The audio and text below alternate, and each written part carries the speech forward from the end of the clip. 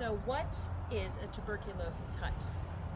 Ta-da! So at the end of the 1800s, beginning of the 1900s, a lot of people were sick with tuberculosis and dying from it, and they didn't have any cure. It was before antibiotics, and so Colorado became kind of a hot spot for people that were sick with tuberculosis because of our high altitude and all of the days of sunshine. And so they built these huts, and people would live in these huts so that they would be isolated, and then there was like a central location for the doctors and nurses that would obviously give them some care and feed them, I assume, and whatever.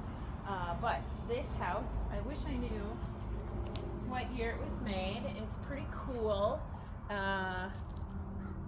Probably the end of the 1800s would be my guess. The house that it sits on, the listing that it sits on, is built in 1911, so this was probably before that. But come inside, look at how cool it is. It does have new windows, but it has like a little cabinet and an old mirror, and you could put your clothes and stuff in there. Obviously, at the time, it would have had a bed for the sick person, but they had windows, so they'd be able to get plenty of fresh air and be right outside for sunshine. Anyway, super cool. So today, there's a few of them still left around Colorado, and there's a famous one over at Rockledge Ranch, which is pretty neat.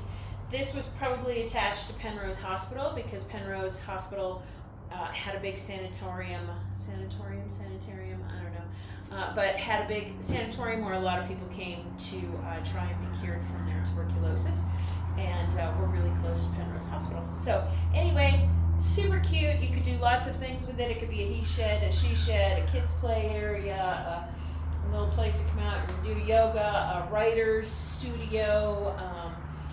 I mean, you could put a piano out here, practice the cello. Like, the options are limitless. This one has not been completely restalled, but you could refinish the floors, which would be beautiful.